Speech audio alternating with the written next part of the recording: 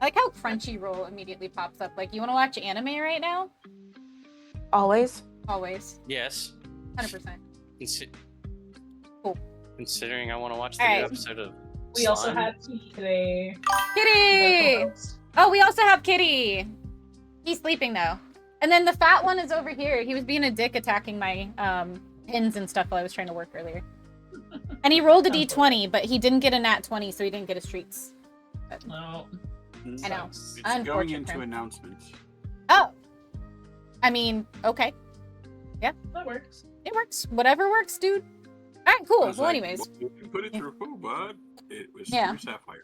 So sorry to bore you guys for the first few minutes, but we're gonna do what we did last time really quick, which Auntie and I will just kind of explain what we're doing, who we are, and what we're up to tonight, as well as every other night, right? Besides trying to take over the world. But yeah. Pinky and the Brain. So yeah. Also, is the audio too loud? Like, is the music too loud, or is it chill because it's lo-fi? I don't know if anybody can hear I it. feel like it's chill. It's quiet. Okay. I'm sitting at 39% volume, and I barely hear it, so it's fine. Okay, good. I just don't want it to be too quiet or too loud. So, gotta be in the happy zone. Cool. All right. So, introductions. This is our second podcast, right? Our first one last time was phenomenal. Thank you, everybody who stopped by, participated, enjoyed. What up, Bobby Cool? Bobby Cool. Yeah, welcome in.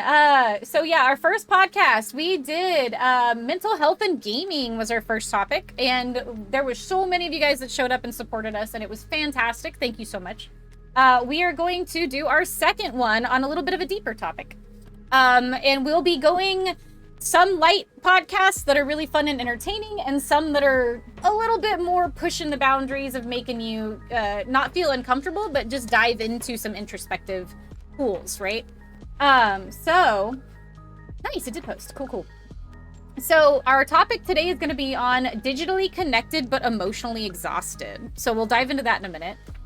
First, if you don't know who we are, hello. We are the Lost Woods community.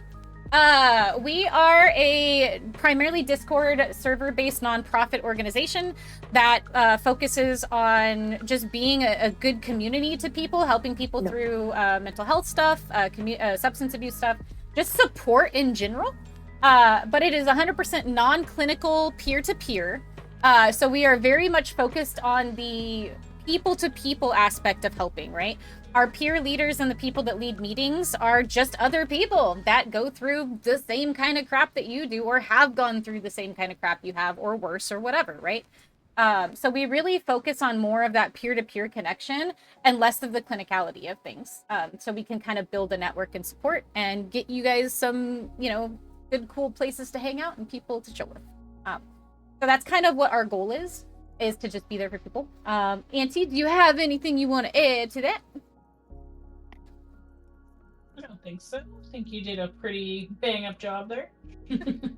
Cool. All right. So today we've got a few folks, all members of the Lost Woods, that are here to chat. So what we're going to do is we'll talk a little bit about what our topic is. And then chat, please engage. Please answer some of the questions yourself. I'll take a pause like I did last time and ask chat specifically some questions that you guys can start typing answers into if you're interested. And if you have any follow-up stuff or information that you need, reach out to us. It is open to the Discord invite that is posted if you do !Discord, so you're welcome to join us at any time. And pop on in. We do meetings multiple times a week, activities multiple times a week. We have movie nights. Tomorrow? Is it tomorrow? I don't even remember. Was it movie night or no? Jackbox. It's Jackbox tomorrow. Yeah, we have Jackbox night tomorrow night. Yeah. Woo! It's almost like I should be in charge or something. Yeah, it's Among Us. Oh, fuck, dude, I got it wrong twice. I suck. Why am I in charge? I thought it was Jackbox. No, it was Among Us. Yeah. Okay, cool. It says so-and-so won bingo, so it is Among Us. Yeah, it was Among Us. Yeah, Halo. Hi, Halo. What's up? All right, cool. Are you guys ready to get into some deepy topics? Yes. Yeah. But first, Hydration. Actually, that's 100% 24 ounces of coffee at 8 o'clock at night. Oh my goodness. Girl. I'm right there with you. I still Yeah, have some. yeah. Cool. Okay. So, like I Not said, gonna when say nothing. Drinking a 64 ounce thing of tea. yeah. Yeah. All right. So, our first little bit of topic here, right? We are getting into digital connection, but emotional exhaustion, right? So, it's going to be a little bit about just how people are more and more digitally connected in this day and age, but they feel an emotion void, right? How internet culture has kind of shaped us, Discord life, all sorts of stuff, right? So, you guys ready? Let's go. So the first question I'm just going to ask everybody in general, and this is kind of more of an introductory question, right?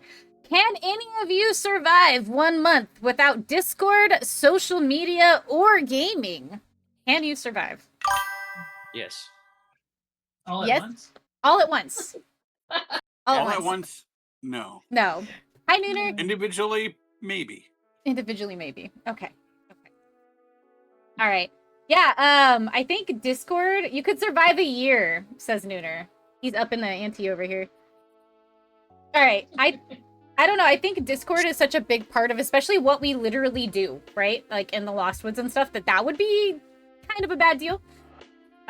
Social media also kind of ties into what we do, so that would also kind of suck. And then gaming is all of our core. So I think we'd all be doomed there. A little But yeah. sad. Little sad. No Minecraft? Damn it. Okay. Here's the first question. You guys ready? Right. How do you guys think that we have unlimited access to people at all times now, but we're still all feeling isolated?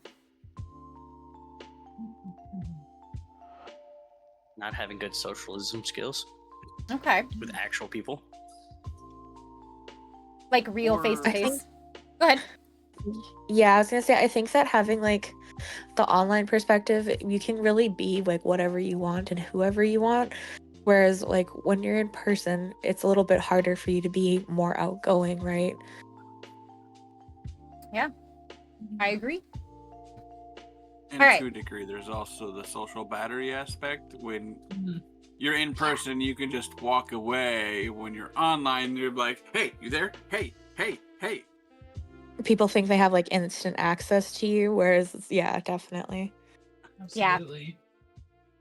100% second that one. All right, so do you think that online connection actually helps people with loneliness? Yeah. I think both. have- I think there's times I was where gonna I say have, that's yeah, like I felt more connected, but then I've also had times where it's like I feel more lonely. I've actually had friends get married because they met each other online. same.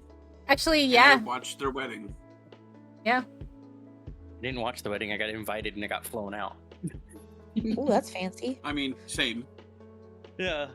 But this is also back in the World of Warcraft days where everybody was coming together because y'all had the common enemy of just doing raids and Yeah. stuff like that. Defeating the Funny game. enough, that's also where my friends got married from. They That's played a World of timing. Warcraft together, and then they developed a relationship, and then got married, and Nice. held their wedding in the guild Discord. That's pretty cool. That's pretty cool. So, do you think that online spaces have started feeling more real to people than actual real life? There is that blur of reality versus virtual reality, yeah. Some people Agreed. can't tell the difference. Yeah. I mean, I feel like if all you have is an online space and all your friends are online friends, then it's hard to discredit it as real life, if that makes any sort of sense to people. Like, if that's all you have, right, then how is that not real to you as a That person? is your reality. That is your reality, and that is where you live, right? So, I think the problem is not if it's reality or not, it's society's view on it. Yes. because I don't know how many times I've heard people from certain generations, not all, but some, where it's like, oh, your little online friends. Like it's some kind of, it discredits what kind of value they could hold in our lives. I feel that. And where that got separated for me is my best friend, who's like my brother, that I've known for almost 20 years now. I actually met, and at the time before pre-Discord was Ventrilo. I met him in a game server Ventrilo, and he was playing Avenged Sevenfold and eating a 50-pound bag of Skittles, and we just bonded, and I went to his wedding, and I moved down there for a while. Then eventually I had to move back, and my family had to go down there to also be my escort, because cars are not reliable. So, you know, if you break down, here's your getaway car. So they met them too, and then like, oh look, these are real people. They aren't just online people. Boy, go ahead. Sorry. I have a similar thing, but I was younger, and it was actually a friend of my dad's when he was in the military. We were playing Mech Warrior, and at the time we were using TeamSpeak because Ventrilo wasn't a thing. and he became my uncle pretty much because I had so much in common with my dad, and we spent so much time together that I ended up getting a bite from him, and then he unfortunately died from his job. But Yeah. that's That was unfortunate. yeah. Yeah. Well, let's follow up with that then. So do you guys feel, okay, so do you feel closer to your online friends or any of your online friends sometimes than you do to the people that are physically around you? I'm gonna say yes for two reasons. One, like we said before, you have that instant access, so it's not like you have to get in the car and go drive or pick up the phone and call. And then also know to a degree, because like there isn't that distance, and it's like, hey, I need a hug. You can't just go up and like, oh, I need the hug. Yeah, It's for just- sure. So yeah, Yeah. it's a little of both. Yeah, Nooner says absolutely yes at times. Torva says yes and no. Very close to my landlord, but Yeah. otherwise yes to my online friends. I totally feel that. Oh, so hi, Torva! Welcome in. Hello.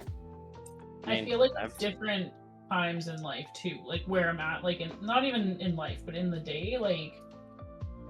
And it's kind of funny though too, like I've also started to learn to blend those worlds, because like I invited Sunny into this world because for the longest time I've kept my online group separate from in person, Yeah.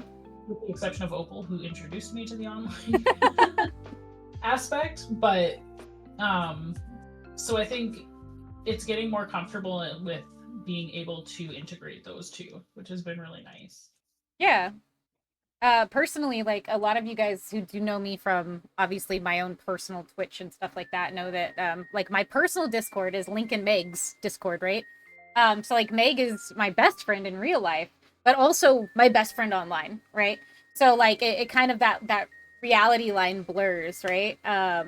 And we spent a lot of time when we weren't like living together, because we did spend some time living in the same house, but we were separate. And so we spent like all the time online, but it was amazing to be like, yo, you want to go get pot stickers tomorrow? Right? And we would meet up and go get pot stickers. Like that cool combination is awesome, but I totally do feel in my current situation being isolated and stuff. Yeah, I'm way closer to my online friends than anybody in real life right now. Want I pot think- stickers. Everybody wants pot stickers. I think that it's definitely like partly like the times in your life, because when I was younger, I definitely had a lot more friends online and I felt a lot more comfortable with them.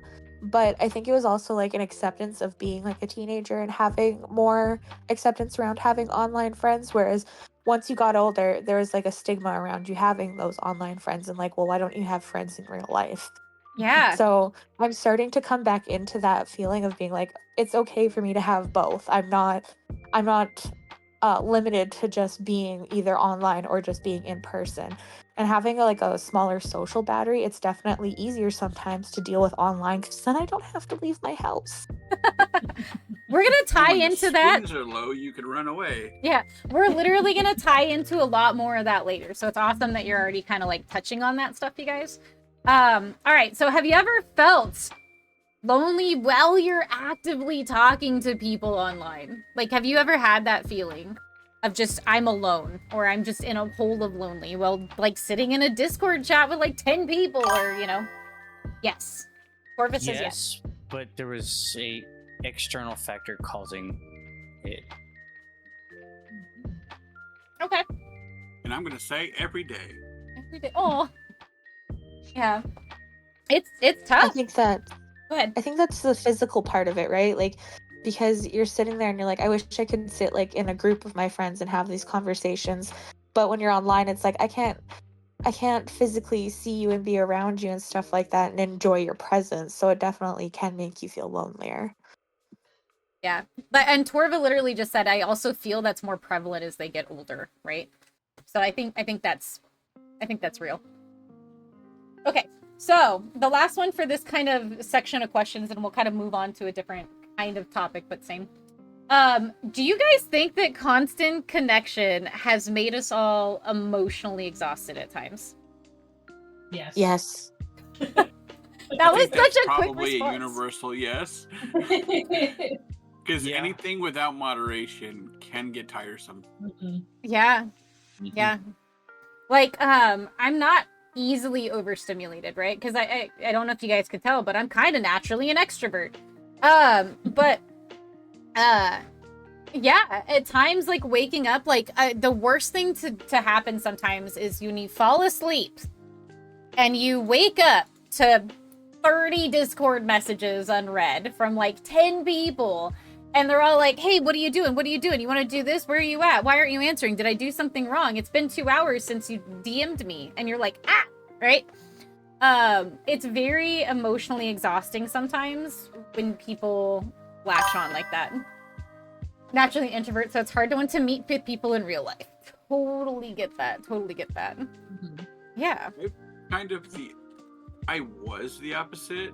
And then, like, I had whatever I had go on in life, and then I was at home more, and then I went from, like, the extrovert more to the introvert, and then it's more like, unless I'm being talked to, I don't kind of talk, and slowly becoming mute over time. I went kind of straight introvert, considering I lived in a city, and I was like, living close to people is fucking annoying. Especially when you can sit there and smell the crappy food that your neighbor is cooking because they got their window open and it's like 5 feet from the side of your house. So it's like I moved into the woods essentially. Oh, you went and touched grass. He touched. Well, I was gonna say he touched trees, but I think people would misinterpret what I'm saying sometimes. So. I did more than touch trees. I used. Hey, whatever lights your fire, right? Hey, whatever, Maters. Whatever, dude. Became one with the trees. Yeah. I became one with nature, essentially. That's beautiful, though. That's exactly what we need sometimes. He's secretly a Tolkien int, and he just searches for hobbits to ride around on his shoulders all day. What the hell wasn't? Oh, thanks, Torva. Thank you, Torva. All right, cool. So now we're gonna segue a little bit into a little bit of lighter stuff, but then we'll get back into some deep stuff because I feel like being evil today. All right. We're gonna talk a little bit about how much of our personalities has been shaped or influenced by internet culture. Are you guys ready? This is have you ever? No. Yeah, okay, so first, this is 100% gonna age a bunch of us. So those of us that are sitting there talking about Newgrounds and talking about the early days of YouTube, right, and other stuff, Tumblr posts, things like that, like we're all gonna get aged very hard right here. So I just want to let everybody have a warning about that. Okay, so what part of internet culture raised you guys? DeviantArt or DeviantArt. Yes. Yes, I forgot about that. That was most before people the forget Tumblr about? days. Most What? people forget about Newgrounds. I just said Newgrounds like 2 seconds ago. Well, I didn't She hear sure you. did. It didn't come through on my 100%. end. I actually went down a rabbit hole on Newgrounds the other day. We will segue to that after meeting. If anybody wants to meet me on a Newgrounds Discord stream, I'm for it. And Also, for those I don't know if that you guys don't remember. know what Newgrounds was, Yeah, Numa came Yeah. from there. so much came from there. All right, what was that, Auntie? I was gonna say, I don't know if anyone ever remembers stickdeath.com. Yes, Yep. 100%. That was. Yes. And Yeah. like college humor and stuff like Yep. that. Yeah. 4chan. Live links. Leaks. 4chan's Why? still around and But talked I about. know. Okay, yeah, I don't know. But anyways, there's so much, right? And it's so funny because early 2000s kids, right? Like 90s, 2000s kids, they have a different perspective of the internet than the kids now. I'm showing my age here. I didn't have internet until after I graduated. I was just about to say something like that, Halo, nailed it on the head. I remember, I'm old enough that I remember when we first got internet and I hijacked internet to print a bunch of dragon pictures, and then I ran all the ink out of our printer because I wanted to post dragon pictures all over my walls. And I got in so much trouble, right? Yeah, so anyways, back in the day, right? I needed to plug out the phone to ring. Dude, hi, Xperia, what's up? Welcome in, Yeah, dude. I was just gonna say that. Not many people these days know the struggle of sitting there trying to download a 4 megabyte picture and sit there for 20 minutes just for someone to Nobody pick up calls the the damn phone house. and you're screwed. Oh my god. The dial-up internet. Yeah, I remember No, dial-up, see- right?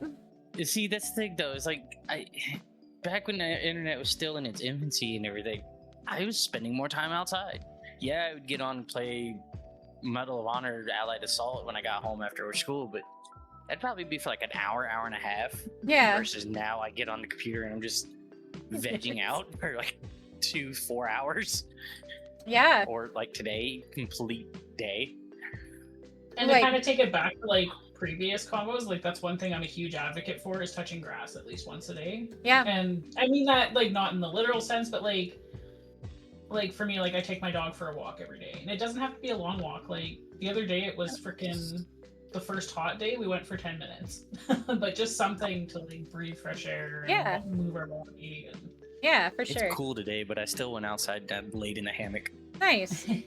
So do you That sounds wonderful. so we're all, and the thing is, like, I feel like this would be different if we had a like a younger person in this chat, right? Because I think all of us are around the same age groupish, right? We're close to it. But do you think growing up online changed your ability to socialize at all? No, actually, it improved it. Okay. I feel like when I was younger, it definitely improved it because I found other people that were weird too. So it just empowered the weird.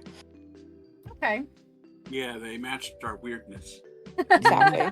Taught us to be more cultured too, like because we were exposed to so many different parts of the world like so quickly, and like so learning about other cultures in a different way. I find that this generation is probably one of the most accepting generations, and it doesn't, I guess not even the generation, just people that had that online influence. Because I just saw Reaper said something there about chat rooms. Oh my god. Yeah, Torva was Oh, talking God. about AOL The chat voice rooms. chat rooms. Yeah, and then Yep.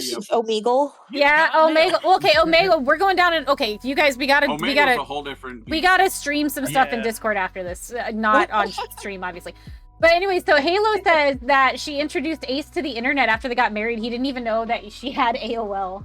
That's awesome. And then yeah, I'm sorry that your foster mom was keeping you under a rock there, Torva. AOL time, not Omegle. That was never on. I get it. Yeah, so I think a younger generation, right? And if we'd had somebody maybe a little bit younger than us on this podcast, would have a completely different answer because their social skills are completely different because of the fact that they've spent most of their time online or digital, right? So now we're going to segue a little bit to online communities. What online communities shaped you guys growing up? Elaborate parameters. You mean like Discord? I think Oh, well, I think all those kind of things. well, I or think I'll give like- you an example for me. So an example for me, personally, growing up I was allowed, because nobody knew how dangerous the internet was, right, at the time. And Yes. so I got on to Estonia 3, which was out around the time of Lineage 2, and a few other online MMOs before WoW was like a thing, right? I'm sorry for Levi invading the stream, by the way, the podcast. But yeah, so I got into Estonia 3 and I became friends at 13 years old with a bunch of 30 and 40-year-old dudes all across the country that were hardcore into RPGs. And that community was very not okay for a 13-year-old girl to be hanging out in sometimes. But at the same time, it changed my social skills online, because I was now a 13-year-old girl that was hanging out with a bunch of 30 and 40-year-old dudes, talking with 30 and 40-year-old dudes about life and things. And, you know, that community really did shape me. It changed my entire approach to online socialization. And that was one games community, right? So Estonia 3's community, or World of Warcraft's community. So, like, what online communities have really shaped you guys? I have a multi-part answer Copy. because I have gone through a few, and I can also touch on your 13-year-old girl topic, and I'll do that last. Yeah. But first, I grew up in like Ultima Online type communities, and we went to like Ventrilo and talking to people on there, so you had access to everybody all over the world. Like one of our best friends was in Brazil, and we introduced him to our culture, and that's a whole nother story for a different time. But then it kind of shifted into like more Call of Duty as it got older and it got more popular and all of that. And then that's where the 13-year-old comes into play, because we had found somebody and they were also playing with their daughter, and their daughter was around that age at the time. But it was more the opposite of like, nobody wants to play with me because my age. We're like, well, we don't care about your age. Just we'll watch our mouths a little bit. Come hang out with us. And we took her along, started playing. Anybody mess with her, we, COD lobbies. You want to mess with our friend, you're going to get a thrashing. Yeah. So it was more like, yeah, we got you. Yeah. For sure.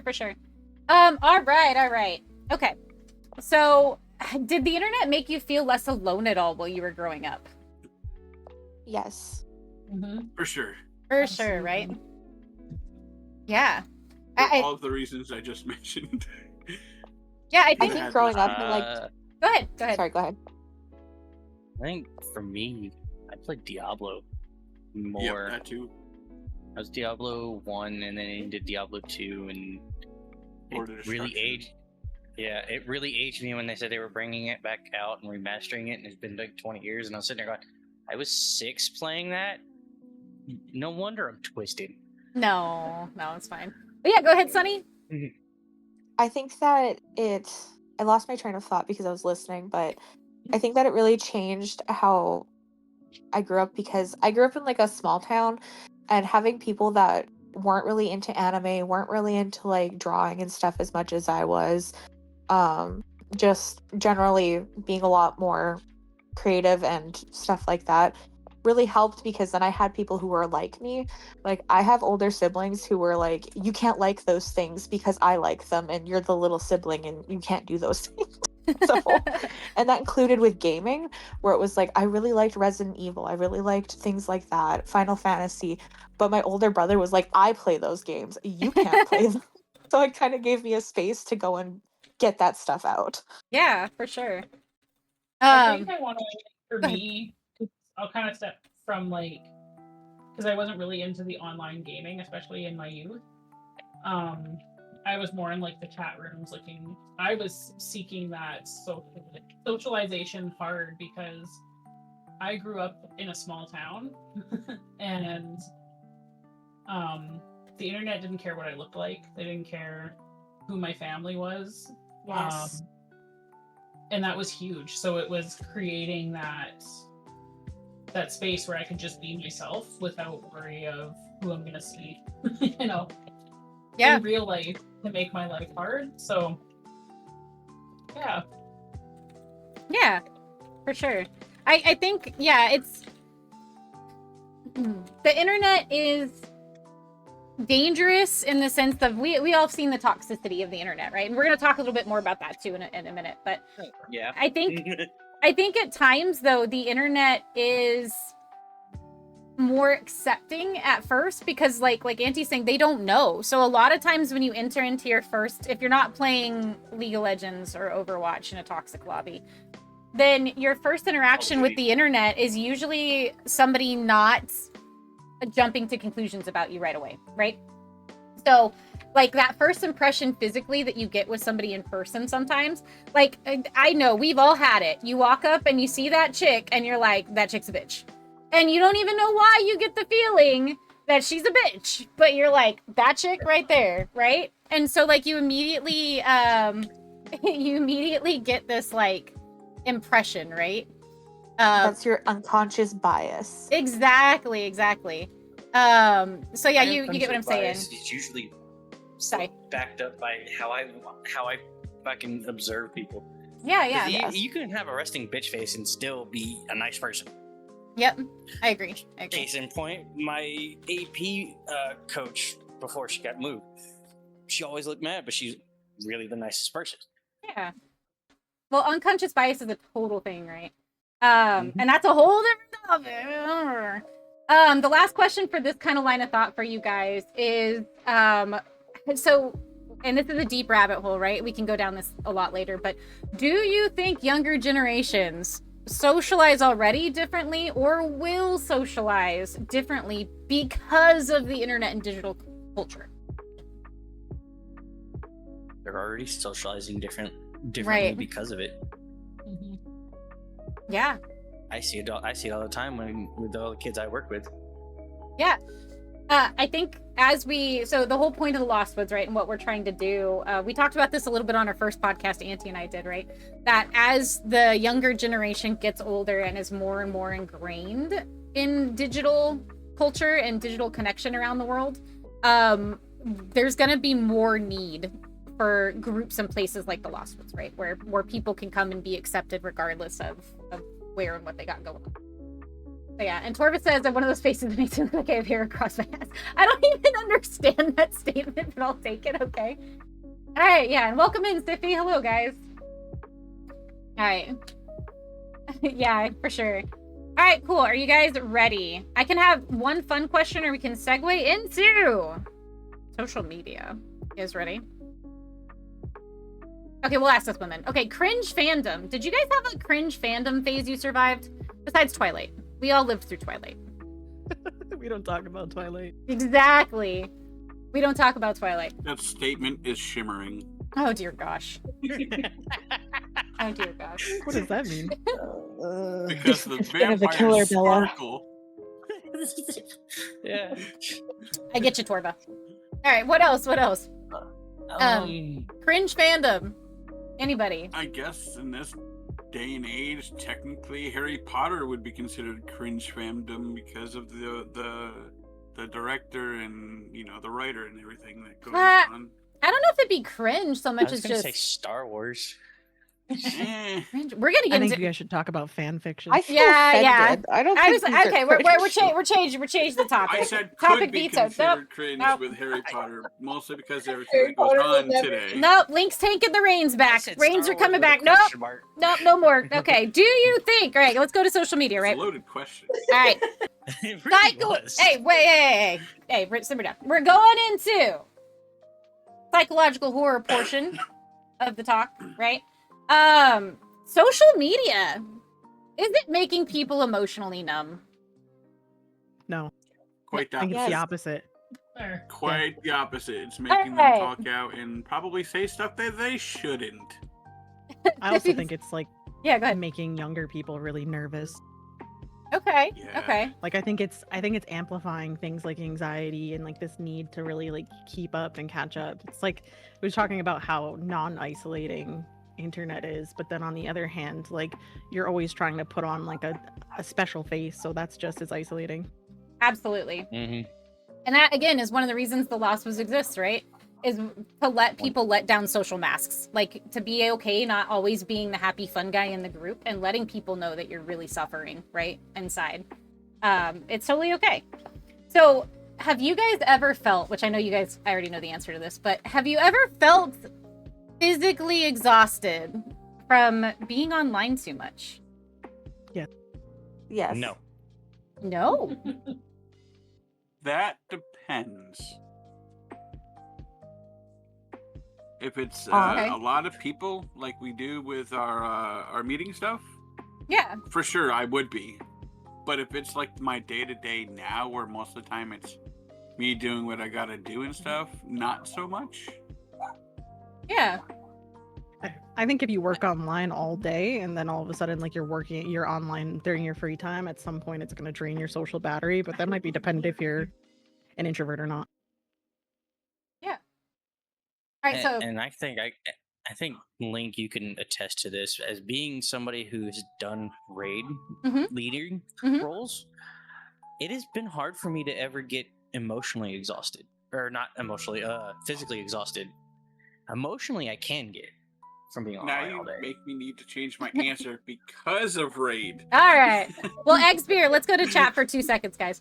So Xbeer says that their U-shaped their present. Halo says that she feels like being online, talking to people helps get over the stress of the day. So it actually helps her unwind.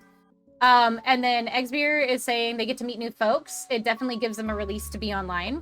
And Torva says they like to avoid large groups even in Discord, which is totally fair. 100% fair. Valid. Very valid. Very That valid. is kind of valid, really valid. Yeah. So, what about doom scrolling? What do you think it actually mentally does to people?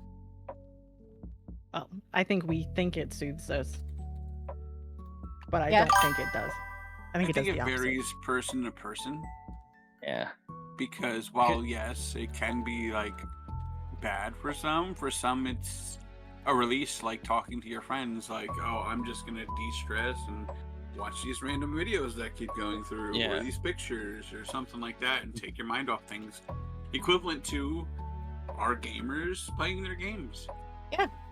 I mean, if you think about it, doom scrolling is pretty much what you have built by what you like in your interest. So if it's something that interests you and something that you like, you're going to be seeing stuff that is for you. Well, sort of. A lot of algorithms are kind of Algorithms. shot these days. Yeah, they're kind of shot because everybody's finding ways to get around them, and everybody's Yeah. just like, I give up on trying to fix it. And I feel like companies are getting smarter too, to because like, my husband and I were just talking about this today, because back home they got like a big dump of snow. Yeah. And my cousin had sent it to me on Snapchat, and of course that disappears right away. So I was like, oh, someone's had to have posted on Facebook. And I scrolled for a little while and I couldn't find anything. And then it was like half hour later, my husband's like, oh, did you see your aunt's post, which had been posted earlier? And I was like, you remember the days when like Facebook, you would just scroll and then it would tell you when you were all caught up? Yeah, I do. Mhm. I do And I remember was those like, days. I miss those days, because then I could have just went and looked for the post, but I was like, they're doing it because they want you to doom scroll and try and find shit. Absolutely. And I'm like, and it's so frustrating. Yeah. And they insert their bull crap. It's every this company. person. Doom scrolling is new vid. Not sure if you're talking about the same thing. Yeah. Doom scrolling is new vid, right? Yeah. Versus, part. yeah. So I feel like it's more of like when to me, doom scrolling, and maybe that's like everybody has a different personal definition of doom scrolling, right? Like I literally will sit there and you'll go to like Facebook. Is it Reels or Shorts? I don't fucking know which one it is on Facebook anymore. But you just start scrolling through. It's Reels on Facebook, Thanks. Shorts on YouTube. Yeah. So you just start scrolling through them, right? And you're just like, new one, right? And you just go down that rabbit hole and like you don't come out of it, right? Exactly. Real Shorts, I feel like TikTok. in a sense, it's almost like it's overstimulating your brain though, because you're constantly taking in new information about so many different subjects all at once. So your brain isn't really dealing with whatever you're trying to like get away from. So like people are saying like it helps me relax. But are Yeah. you dealing with the feelings that you were feeling all day because you're doom scrolling? So I have a Well, that's piggyback to that. also- Go ahead, sorry, Reader. Yeah, so do I. Okay. I was gonna say that was the other aspect of what I was saying. Was like it can be videos, it can be pictures, it can be whatever you're into. Because you can sit there and go on Reddit, for example, find one topic you're interested in, and scroll to no end of everybody talking about it, pictures being posted and stuff like that, and it not even be videos. Yeah. Well, I was going to say that's a Yeah. perfect segue into our next question, which is, do you think people are now addicted to overstimulation? Yes. Yes. And that To a might degree, be, yeah, and definitely. that's the effect of doom scrolling, right? And that's like when you're Yes. so tired, because like everybody in this group, like I know that there's certain members of the Lost Woods that aren't in this particular podcast, but they would immediately raise their hand and be like, me, right? They'll be like, hey, I'm so tired, right? And then they go to lay down, and then 2 hours later, they're still sending me Facebook reels, whatever, shorts and all this stuff. And they're addicted to that. That is their wind down, but it just winds them up for 2 more hours. But that's their routine. They get off of Discord after being online in Discord with a group of people all night to go lay down and doom scroll for 4 hours, right? Until they Why fall you asleep. call It's me crazy. out like that? I was about to say. Right? At him. Taps right now. Yeah. So I'm so sorry. I didn't mean to call every single one of us out. Every single one. Me not sending Siffy and half of the Lost Woods dancing Jeff Goldblum and sexy Johnny Depp videos throughout the night. Well, at least it's We not have correct. very different feeds. It's me. Right. Okay. All right. So the last question for this section, then we're gonna segue again, right, into a little bit more about online friends and group chats and stuff. Is they stop at 1 a.m. You do handle it. Okay. Well, I'm glad you have self-control. Why do you think everybody seems so burnt out all the time now? Moderation. Moderation. You know what I mean? Overstimulation. Moderating, like they don't take anything in moderation. It's like, for example, like we just talked about, like doom scrolling. They Yeah. don't take that in moderation. They're not like, okay, I'm gonna doom scroll for an hour. They'll just sit there and then doom scroll. It's like, holy crap, it's 5 a.m. What happened? More inside that question. Actually, I got another good example of that. Yep. I play Star Citizen, right? Yeah. That's a game that's constantly evolving, adding, and getting better with time. I joined the org that I'm in. I joined them today. I played a little bit, and somebody was asking me where have I been. I'm like, I step away from the game so I can enjoy it when it comes out, enjoy new content. And I was Xbeer. like, Sorry, because go ahead. if I spend all the time on the game, I'm going to be burnt out to the point where new stuff is going to be like 20 minutes of fun, and then I'm be bored again. Yeah. Xbeer was about to, like, he or she said the same thing that I was going to say, which is Star Citizen, a game that's going to eventually come out, maybe never. Is it evolving? Are they ever going to release Star Yeah. Citizen? Star Citizen evolving and getting better. Now that's a meme and a half. Okay, we're not going to rag on Star Citizen, okay? Everybody knows. But yeah, Kamara says it's work, right? It's work. Yeah, and overstimulation, Halo's on board with yes, people are addicted to overstimulation. No. Yeah. But I was gonna say, I think we have like so much available to us. Like even with work and stuff, technically, like our productivity's increased. So instead of Yes. being able to do like a normal 9 to 5 work day, like suddenly you're trying to fit what you used to do in 40 hours in one day. Yeah. Yep. Yeah. Well, and to kind of piggy on that, I want to kind of go to Link and I. Like, I work full time. I do 40 hours a week. I am in school full time. So, on top of that, I'm supposed to be doing. And then I just happened to find Link, and now I'm just like 100% invested in, in this Discord. Yeah. So it's like, I feel like that also is like a negative impact of social media because people are always the posts that are showing how great their life is, how much they're doing, and it's like I feel like I'm not doing enough, so I'm like You're cutting- falling behind. Exactly. Yeah. Instead, Yeah. That's Yeah. that's kind of what I mean by overstimulation, because there's so many different things that are going on. Like between social media, you have social media of the people around you, good and bad. Then you have the news that is going off about the things that are going on in the world, which is giving you more anxiety about how things are actually going in your own like country or town or whatever the case may be. And then you also have to think about like your social life. You have people that you have to make sure that you take care of and keep part of, and there's just so much of that instant access to everything that your brain is like, oh my god, like this is too much. Yeah. Well, actually, that was one of the questions that I wasn't sure if I was going to ask you guys, but like, do you think the constant information access is damaging emotionally and work balancing, right?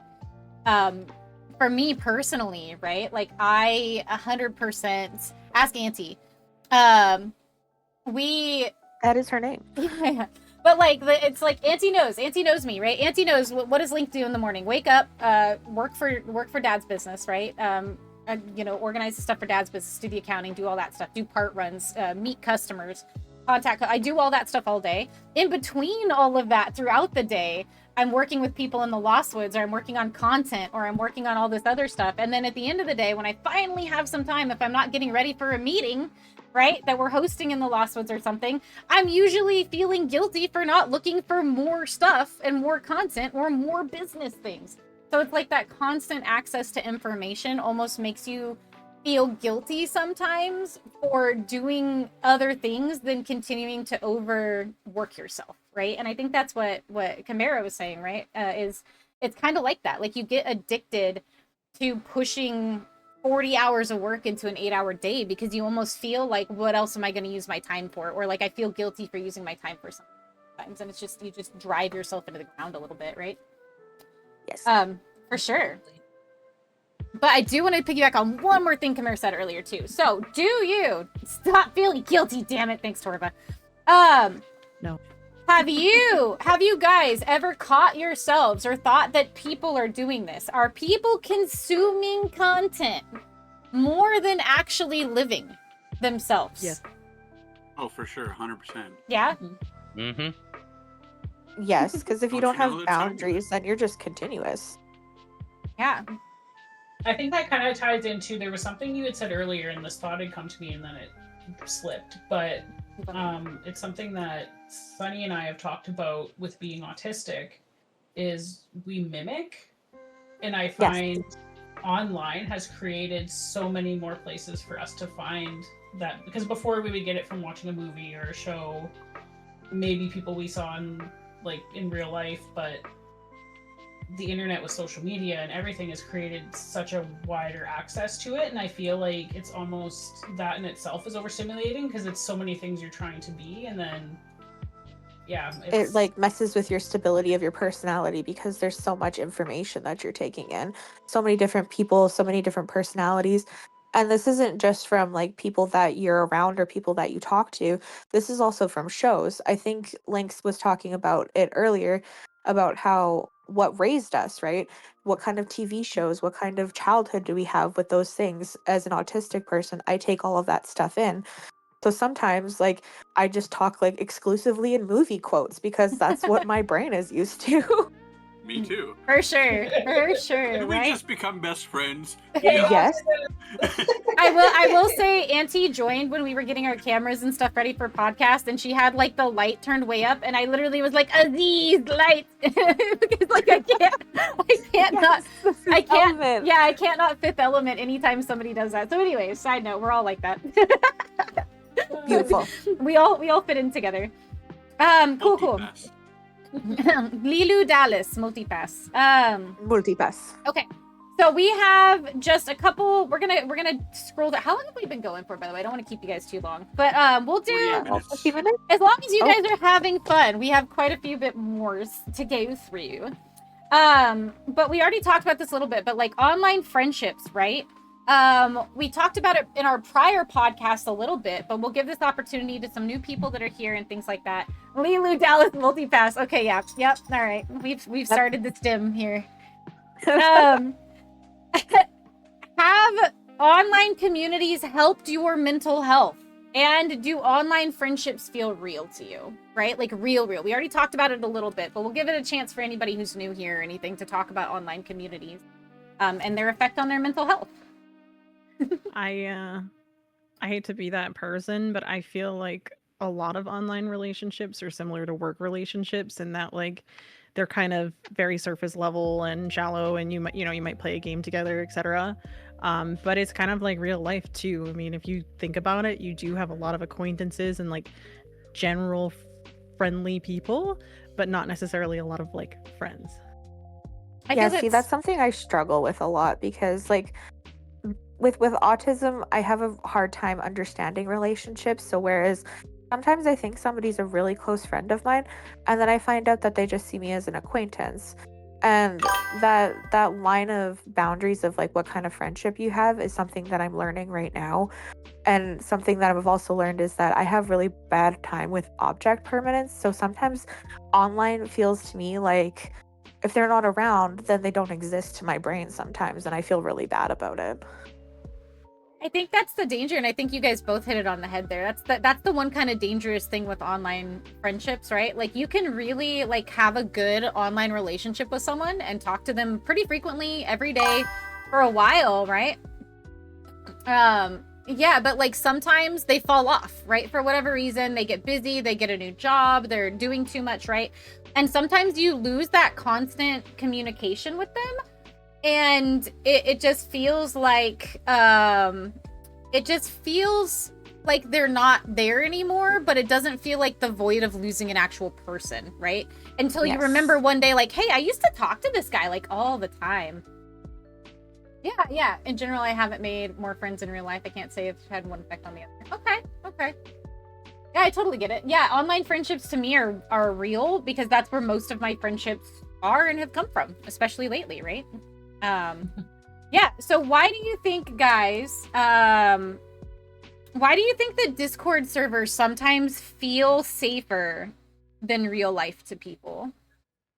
Lower stakes. Yes. I like I think that. there's a perception of lower stakes.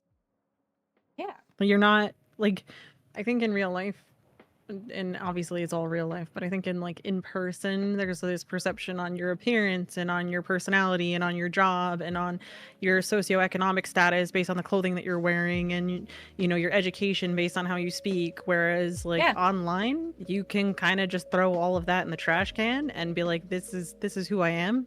You know, I'm not all of these other things. I like dogs. I like dogs. And I like video games, you know? Yeah, what kind of pizza are you getting tonight? Yeah. What type of pizza? It's just much simpler. Yeah, it's and that's the thing is like it ties in actually to the next question of like, do people open up easier online?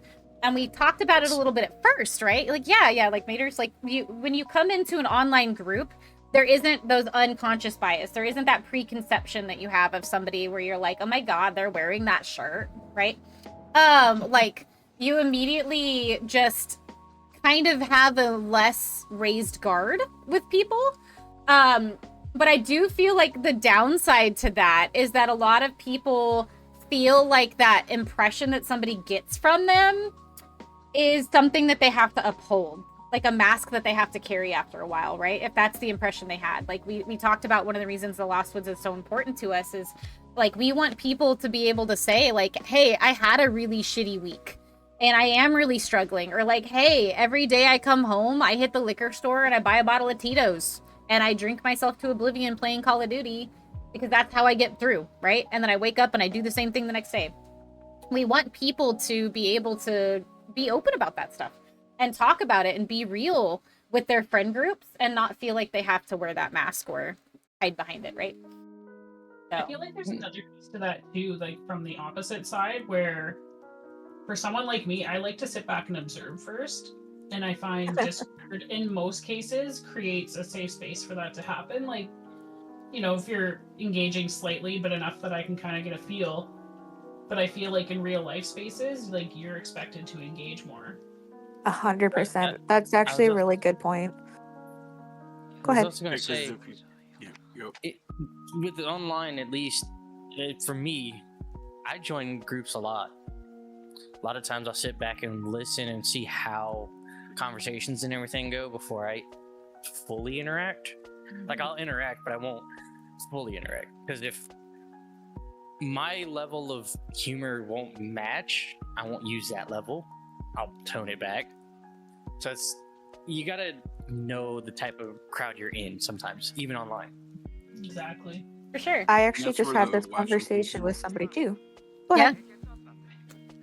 I was gonna say that's where the watching comes in, because like in person, if you're just watching and essentially people watching and learning who they are and how you kind of fit in and how to approach it, to a degree you look like that weirdo sitting in the corner. But in Yeah. like Discord, and you're kind of feeling people out, you're participating, and it's like I'm learning and trying to feel comfortable. I'll talk when I can, and I'm ready, and a lot more people approve of that. I just Yeah, want to I go walk with my dog. I'm definitely sorry. agree with that.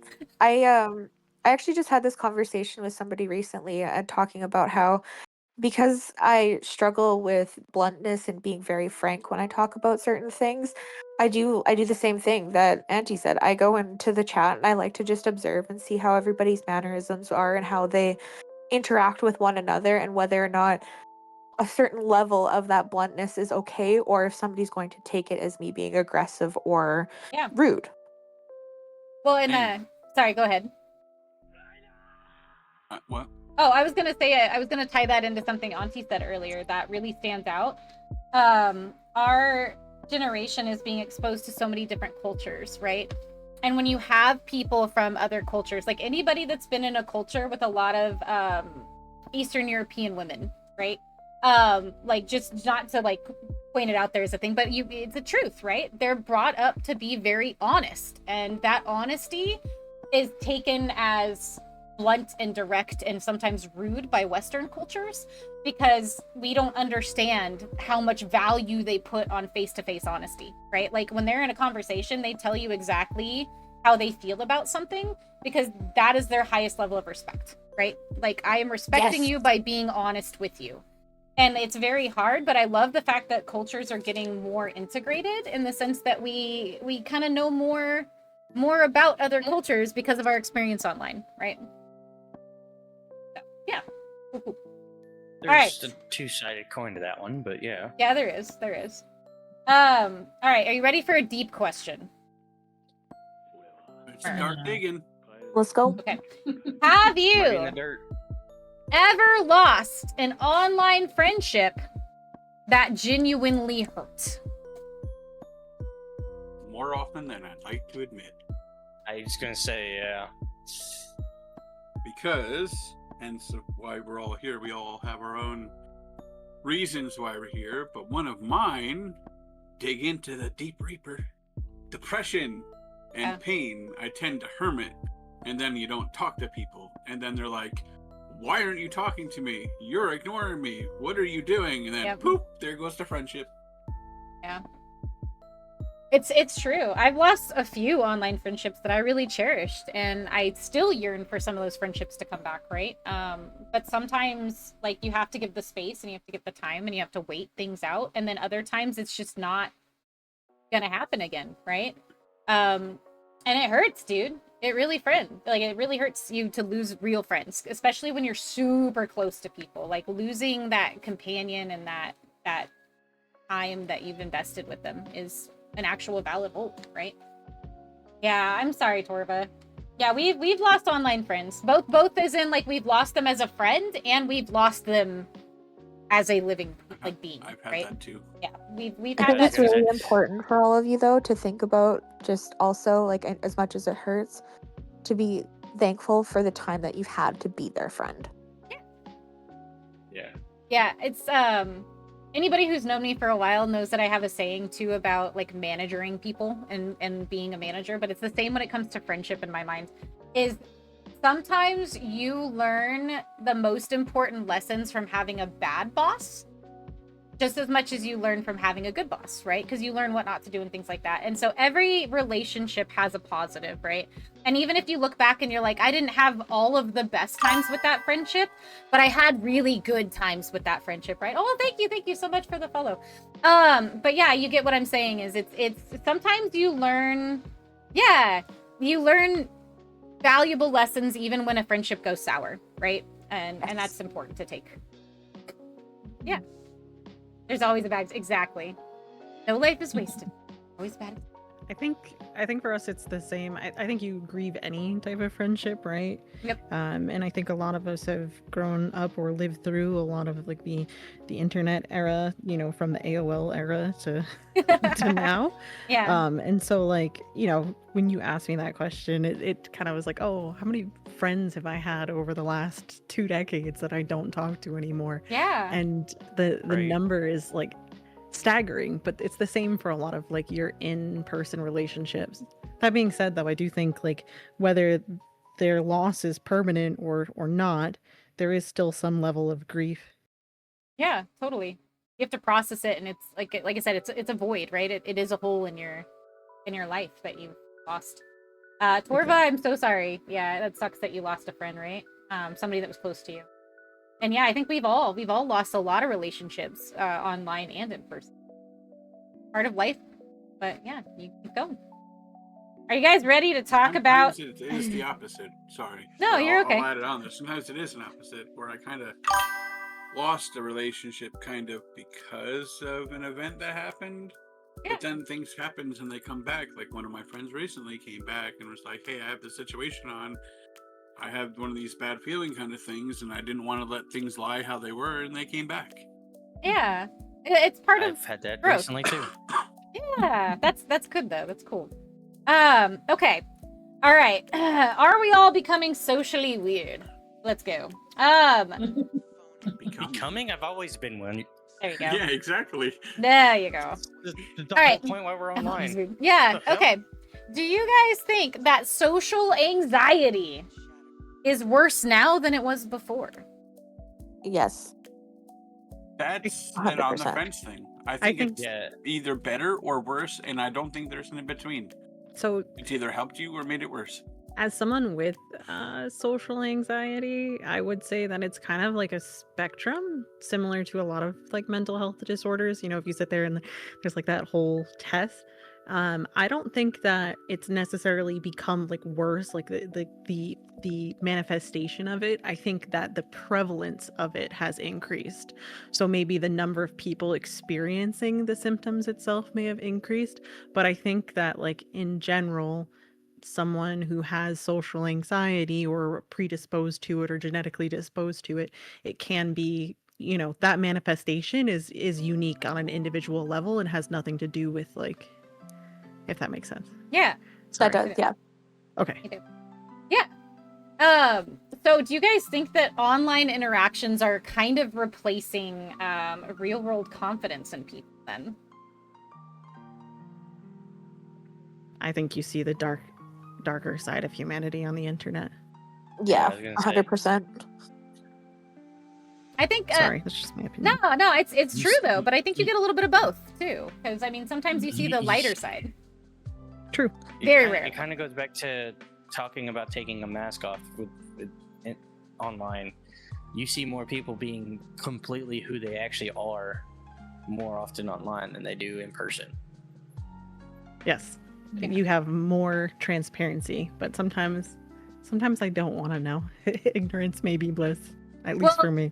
Well, and the other thing too is like not pointing any specific situations I've gone throughout with, but sometimes you have people that carry a mask of being a completely different person in groups and have this persona of being such a good, wonderful, upstanding societal being. And then when they're in individual situations, that is not the person that you're getting, right? And it's literally completely the opposite in a sense. Like they carry this mask out there in the group sessions of the internet, but then in individual DMs or in individual conversations, they are not that person. And that mask goes out the window and you kind of get a glimpse of their true persona, right? So I think it comes a little bit with both, right? So do you think that people are struggling more with vulnerability though? Or is vulnerability not a big thing? I think it depends. Like, I think that you're allotted, and this sounds weird, but I think there's like a perception that you're allotted vulnerability if it falls into like specific norms or specific barriers, but you're not necessarily like, you know, if you deviate from the norm, and for me, like some mental health things feel like they deviate from the norm for me personally. I sometimes feel like I struggle to be vulnerable because like people don't understand, you know, they like textbook understand and they want to like sympathize, but they can't really walk in my shoes and empathize. And so it's easier to like put that vulnerability in a box and ignore it. We Or there's literally, the other side of the coin. yeah, and they we, take That's a really good advantage. way of putting it. yeah, and we literally just did sympathy versus empathy and empathy bingo, like literally last night for our meeting topic. Yeah, We literally that did. hurt my feelings because I realized that I'm not a good open listener. I've terms of- used to think that like when you sympathize like or empathize with somebody and giving them like I've been through this and this was my situation was kind of like how I'd show empathy, but now I'm realizing that after that conversation, like that's not good listening skills, Sonny. It comes in a But I balance. think we all learned that, and that's totally fair. It's that's- totally fair to be yeah. like, wait a minute. Well, and sometimes Yeah, I hurt my own feels. Yeah, well, we all get into interactions sometimes, and you walk away from the interaction and go, "Ooh, I could have handled that a little better," right? And it's like, but that's part of being human. That's part of being human, right? Okay, so let's Well, talk about. Oh, sorry, go ahead. Reaper had something he was saying. Yeah, go ahead, Reaper. I was gonna say myself with the whole empathy thing and vulnerability. I kind of take my vulnerability and my empathy with like, you're telling me about this thing, and my way of proving that I listen is I will talk back, and then if I have something similar, I'll tell you about that of like myself. Like, oh well, I had a hard day because of this. Like, I feel you. I went through this today, so I feel you on this. Yeah. And Yeah. that's how I my level of doing it is myself. And to some people, that'll also, to some people, that'll make them feel like you're trying to one up them, like yours was worse than theirs. But in reality, it's you trying to say that you understand them. Yep, that's the double-edged sword with that sometimes, Mm-hmm. which makes it vulnerability because you're vulnerable to their actions. Yeah. Have you guys heard of the term like bids for connection, where like people use social media and like send social media videos to each other as like a bid for connection? And trying to kind of like bridge that gap and develop kind of a back and forth with that person and have that like social interaction. I think that similarly to those bids for connection and sharing social media videos, I think that trying to share your own experience is that same kind of like bid for connection. Yes. Trying to really like be and exist with that person, but because it like fails the active listening checkbox, it suddenly seems impersonal. Yeah. Yeah. But you are like, it comes from a good place because Yes. like human nature is to still do those bids for connection, and so we recognize that as like a positive interaction, and unfortunately we're taking it to our even in cases where we should listen more and speak less, we're still trying to do that bid for connection. Yeah, you're trying to let the person know that you want to be there with them, right? And all that stuff, but it comes across sometimes as like, let me tell you about my experience, but that's not how you're trying to do it at all. You're literally just trying to, like Sunny was saying, be empathetic, right? To make sure. That makes me feel a little bit better that it's understood that it's not like me trying to be like, but I'm more important. No. I just want you to understand that I have been to the depths of hell with you and I understand. Yeah. We're there together. Yeah, for sure. So, do you think perception online feels terrifying to people nowadays? Like, what is your perception online? Like, people Like our perceive perception. you. Yeah, like Oh, how like- people like- perceive you online. I would start it off as I think it's weighted the same as like in-person connections, or we are just as worried about our online perception as we are about our in-person. Yeah. Yeah, I think it depends on how much you have a balance or not. Right? Do you have a good balance of your real life interactions versus your online interactions? If you have more interaction online, your online perception means a lot to you, right? And how people in your community perceive you. Whereas I've seen people who will dance in and out of online communities and literally be giving the bird to everybody because they don't give a crap about that community, because they're like, I got like 30 other people I can go hang out with that are real life people, so like I don't need you. So I think a lot of that depends on your weight, right, of your feeling in community. So I think what's interesting about that is I spend 60 hours a week on meetings for work, just constantly interacting with people in a very shallow way. And then I spend like probably like not many hours, like maybe 3 or 4 per week on like social interactions online. But so technically the perception for work should be higher, like that one I should hold to a higher standard. But like I think I care more about like the interpersonal relationships. I was gonna say that's kind of like, do you feel that you care more about what those people online think more than you do about your work people? And that's how I would say it, is like, if I have a community that I really care about and I really want people to like me in it, then yeah, my perception, like, and how people perceive me really freaks me out, and I'm like, I really hope people like me. Whereas like in a personal, like when I was at working and stuff like that, it's like I didn't really care for how people perceived me because that was just their opinion of me, and I didn't really care about their opinion. Yeah. Like I said, it's the weight. Go ahead, sorry.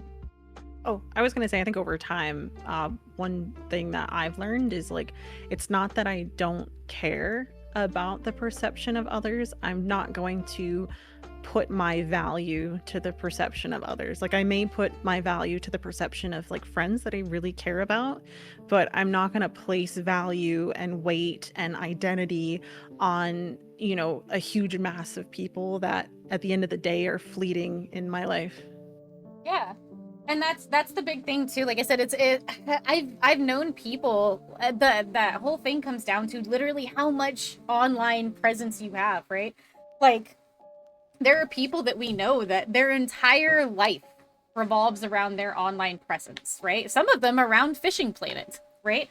And if that world fell apart, they would have nothing left. And so their entire persona and perception that they have online means the world to them because that's all they have. And if you take that away, they've got nothing. And so like it really depends on your weight, on how much weight you put on each interaction, right? But 100%, I think it's important to learn to not let what people's perception of you is stop you from moving forward or doing better, right? There's a lot of that in recovery programs too. Like don't let the guilt or the thought of what people think of your past actions stop you from moving forward, right? So, cool. Do you guys feel that people secretly crave community nowadays more than they've ever craved it before? I think I'm gonna say yes, for sure. Maybe a sense of belonging, right? I think the sense of belonging is higher. But I would say like pure community, I think that people have access to almost too much community. And so there's like a desire to like get away from it. I think it's really about like finding your community. And it's kind of like the internet at this point, is there's just so much available. It's like, where do I go? Well, it's funny. It's so funny you say that because like I'm part of, and I know Reaper's part of a lot of these too, where there's a lot of like Discord like server Facebook pages, right? Or threads where all these different Discord servers post their server trying to like get people to join their server, join their community. So you see these people hopping into all these different communities, right? And yeah, they hop between communities, desperate to find something that fits. And it's like, it's interesting because I think you're right. They end up doing that, trying to find that one that they feel a sense of belonging into. But there's so many out there like selling themselves to people too. Like join my Call of Duty server, and they're posting like sexy anime girl pictures and waifu pictures. Yeah. And sometimes for bad reasons. It'll be like, here, join this group. You could do this or do that. It's like, but in reality, the facade behind that is really just, look at me, do this, get on my site. I want to sell this. I want to do that. It's the like, internet is a here's your shady. motivation. It's like an onion. It's got layers, right? The internet has layers. They're just around here shrekking it. A parfait also has layers. I don't get that. I think we're at the point where we've got only like 2 layers of the onion left. Nah, there's always more layers to onion. Okay, so last couple questions, and then I feel like we've been going for a while, so we'll ask just a few more, and then we'll kind of wrap it up here for tonight. But would you rather? I love would you rather questions. Would you rather send a risky text to the wrong person or speak in front of 500 people? That's the Those easiest are would you rather awful. I've ever been asked. That is Right? awful. Okay, which one? Let's see. Talk in front of a bunch of people and possibly trip over myself, mess up, embarrass myself, and never live it down in my own brain. Or send a random text to somebody by accident and possibly make one friend. Risky. Easy risky decision. text. Risky Yeah, text, but risky. still. Risky text, and it may be to someone you know. Yeah. But That's- yeah, still, there's risky the text. possibility of making one friend compared to completely obliterating yourself in front of hundreds of people. I'll take the one interaction, please. I have I massive would, amounts of I stage would be fright. speaking in front of people because you need to Yeah. define risky because when my line of work Sexy. Yeah. to the end of my career. Yeah. Yeah, you're sending Tata pics to the wrong guy. Or wrong girl. It's gonna be I Tata. still wouldn't Yeah, care. it's always Tata's. Tata to your coworker. 100%, 500 people sign me up. I literally Tata shake to your in public manager group speaking, chat. Yeah. But I would rather. I don't even know what we're gonna talk about. I'd rather do stand-up comedy in front of 500 people I don't know. I I'd agree. rather take the one. I love it. I love Xbeers like I've done risky, it can work. Halo's like they're both cringe. Corva's like I mean, it yeah. can be I've risky. already kind of done the talk in front of a bunch of people. Yeah. So Everyone always I talks could about that. I do get it. that all day, every day. Well, the funny thing is, like, especially since some of us in here have either been streamers or are small streamers or have streamed, right? Like I know, like Bison knows too. Like in streaming history, like I've had 500 plus people in chat before, and like it just rolls off your back. But like ordering food in public sometimes, it's like, how do you want your Subway sandwich? I like bread. Yeah. I like bacon and cheese. And We're so not you gonna just talk about people's Subway. damn Subway. No, see, I don't have that problem because I've been asked, how do you like your steak? I'm like, how does winning an argument with a woman sound? Oh, rare. Gotcha. All right, we have another special guest joining. Hello, Faloo. Another member of the Lost Woods Okay. popping in. Hello. Hello. We are about to do a couple more questions and end. Since Faloo's here, we have to ask some more chaotic questions. So let's keep going. Ready. What modern social interaction do you guys fear the most?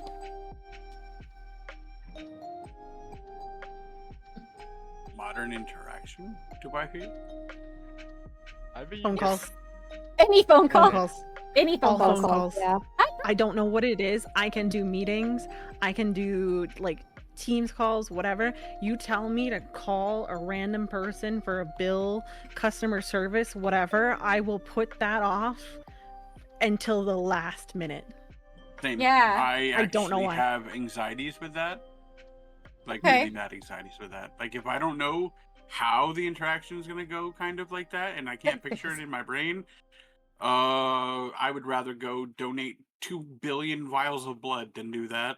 Yeah. Thank you. I was in a thing at work last week, and they looked at someone and they're like, "You've got to be comfortable picking up the phone." And I was like, "I'm not comfortable picking up the phone. Leave that poor person alone." And then I remember like my first job. I remember my like manager at the time, my first like out of like professional job, a manager coming up to me and being like, "Pick up the phone."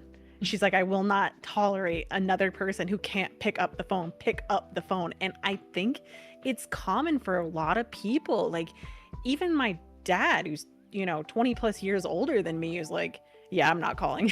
You're like, "Wait, one of us has to call." It's so funny you say that though, because someone who grew up in being the 20-year-old, 20-year-old whippersnapper manager with all the boomer managers, right, in their 50s and 60s, they taught me to predominantly call. They were like, "You want me to send a text? You want me to get on Microsoft Teams? Ew." And like they would literally like I'd be doing a billion different things and I'd be getting phone calls from all these different, store managers, market managers, things like that, because they're like terrified to get into a group text or terrified to use Teams. So it's so funny that there's different perspectives out there. But like, yeah, it's I think phone calls are awkward. I think, to be honest, social interactions that scare me. I hate texting people. I have a video behind a keyboard. I call everyone. I love it. I feel like the social interaction that scares me the most is actually some of the interactions that I have to have doing things like running my own Discord, right? Running my Twitch stream, running the Lost Woods. Because sometimes you really care about people, but you have to deal with the conflict. You have to navigate through for the best of what you're doing. And it sucks because you do care, but you're still managing, even though you're not like managing. And so those social interactions, even though I'm very comfortable with them, with my background, I hate them. I absolutely hate them. I'm comfortable having a conversation that's tough and very critical, but do I absolutely hate every minute of it? Fuck yeah, I hate it. I hate having to tell somebody they fucked up and they suck, right? Like, we all hate it. So, mine's a bit odd when it comes to phone calls. I could do phone calls all day, every day, no problem. But the moment you tell me to answer the phone to talk to a customer, and that customer asks if we have something and I gotta go look for it and I gotta put them on hold, I'm like, yeah, no, I ain't doing that. See, and I'm like the opposite. I've worked in like a reception position where I have to make phone calls, I have to do appointments, and like personal appointments don't bother me. But when Auntie says that she's going to phone me, I panic and I run around to try and find a comfortable spot, like I'm going to be like seen or something. And then I panic for like a couple of seconds if anything's quiet while we're on the phone. I'm like, I need to fill this void. I love that. Yeah. See, and that's one that I've struggled with. Oh, sorry. Go ahead, Meters. I've also had it. It's like the main reason I have a problem with dealing with customers on the phone is when I was working in electronics, when I first started working at Walmart, I let a customer know, hey, I was the only one there, and I had 20 people in the electronics asking me for a bunch of stuff. So going and getting and looking for something, it was going to take me a little bit. They hung up the phone, called back, and told my manager. I told him I didn't have time for them. Ooh. Yeah. Yeah. Anyways. And I told him from that day on, I'm not answering the phone. I don't give a damn. So I think I'm sorry, Falou, you joined at the very end and I don't have a lot of introspective questions left for you. I mean, I do, but I figure, I mean, we've been going for like an hour, 22 minutes, but yeah. So pretty much kind of like what we got from this, right, is like in this day and age, we've got a massive amount of communication, right? We're over assaulted on a daily basis, right? Either by Discord, by social media, by doom scrolling, by just all this information and all this overstimulation that hits us that we, a lot of us feel like people are becoming addicted to stimulation. And they don't know what to do with it. Like, when's the last time anybody here went and spent 2 hours without touching your phone somewhere? Today. I've traveled a lot for like work and stuff. And so for me, unfortunately, like I can't use my phone very often. But the other thing too is maybe because we're connected so often, like even when I travel for fun, like I've left my phone in my hotel room and just wandered. Yeah. Speaking of, where the hell did I put my phone? Yeah, and I think a lot of us were shaped, right, and our social our feelings about social media and digital connection. Yeah, I love it. Yeah, that's about it. Yeah. I think, like, one thing that sucks because like I don't know if we talked about this on the last podcast, but I know we talked about it recently. Link is when we do try to put our phone aside for a time. And if someone's trying to get a hold of us and it's like we are bombarded, like, why can't I get a hold of you? Like, that's like I said, I'm pretty sure it was the last podcast. It was. But like, I feel like it's just made us so much more accessible to people and like needing to learn how to respect those boundaries of people. Like, hey, if you send a message and they, like, my husband's terrible, he will call and I'm like, leave me alone. There's a reason I'm not answering. Yeah. And like I think it's really important as people that with everything going on in the future for digital connection and how integrated we are with each other, that learning to voice when you need to sign off, right? Like there's people in here, leave me alone 2026. There's people in here that are really good at it, right? There's people in our chat that are really awesome about saying, hey guys, I'm going to go do X, Y, and Z for the next 2 days. I'm not going to be around. I'm not going to be that available. And that is amazing. A lot of us, though, feel burdened with the sense that we need to be available to people at all times. It's just the shape of what the culture has become. So I think it's really important that we learn that as a society in the future, to be able to say like, yeah, I'm signing off for 2 days, dude. I'm gonna go stick my feet in the sand somewhere. I'm gonna go play with my dog, take the kids to the park, do whatever, right? But yeah, what else you guys got for anything? Did you guys get something out of these crazy conversations tonight? Yeah? Spend less time on social media. Maybe stop doom scrolling, honestly. Like, every time I doom scroll, I'm like, man, I should be doing literally anything else. Like, I could clean and then not stress about that, or I could cook and have something healthy, or I could work on a project, but instead I'm sitting there wasting like an hour every night doom scrolling. Yeah. The last introspective question I'll ask is, and I think everybody can talk about this, is if you had to give advice to somebody that felt isolated online right now, what kind of advice would you give them? I would say get offline, maybe reset, try to understand what like your hobbies are and invest time specifically in those hobbies. And if they overlap with online communities, like seek those specific communities out. I think the thing that we struggle with the most is that we're kind of like everything all at once, but it's kind of like going to the grocery store. You're not going to come home with everything. Well, you might try. You're not going to come home with everything in the grocery store. Like, that doesn't suit you. And so I think treating social media like it's the grocery store is going to have a more effective outcome. Don't go to the grocery store hungry. Never. Then you'll come home with everything. Never. So don't go to, and that's the same thing. Don't go to social media starved for human interaction, because then you're going to find less than ideal characters, or find yourself in an aisle where you don't even want stuff. Yeah, that's really good. Just plunk this in though. You won't get that at the Lost Woods. Yeah, okay, selfless plug. What I was gonna say to that though, like if you're feeling isolated or something like that, or on the fence of doing something, my advice is to quote Shia LaBeouf, just do it. Getting the Shia I think or Nike. Yeah. I think my advice, if you're feeling isolated online, is to put your energy where it's being reciprocated. If you're feeling isolated because you're putting all of this energy into a group or to people that aren't giving it back, go elsewhere, because those people obviously don't have time for it right now. And it doesn't make you a bad person or you somebody hard to talk to or even bad to talk to. It just means that they don't have space. Respect boundaries. Totally. And to a degree, you're gonna get some form of what you put out back. If you don't put out, you're not gonna get it back. So if you're like, hey, I'm in this group, nobody's talking to me, how many messages have you sent? 1. What did it say? Hi.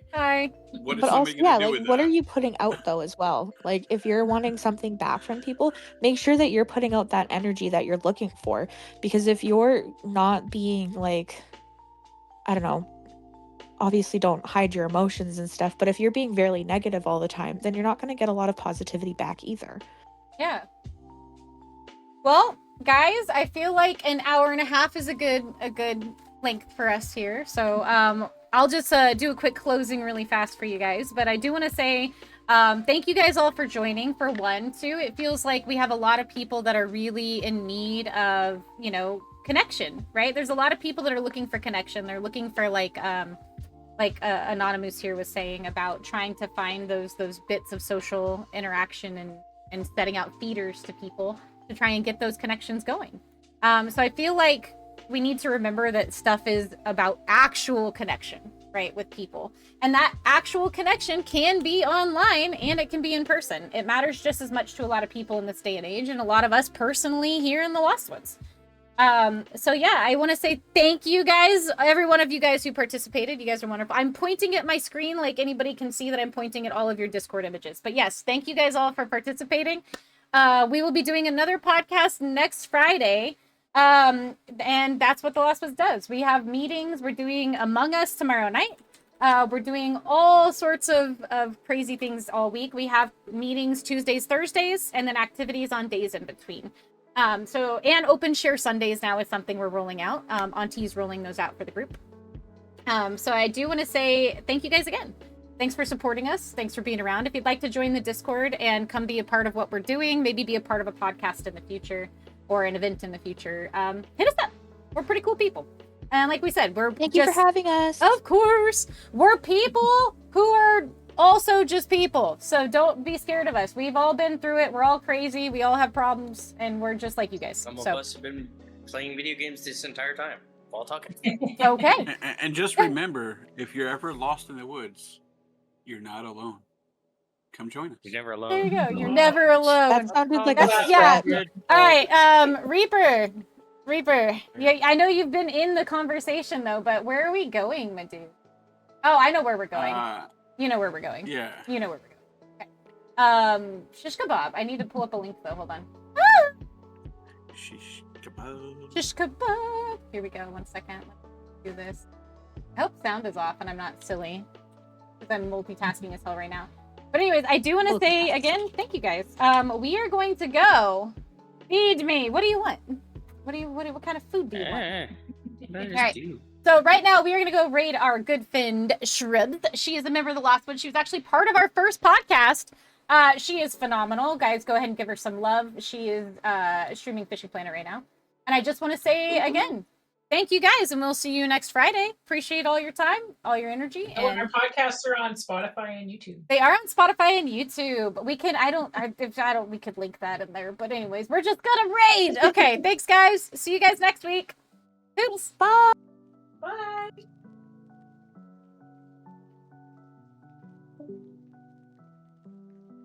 We can't link that in there, by the way. We One can. second. Yeah. Yeah, hold on, let me stop streaming really Yeah. quick.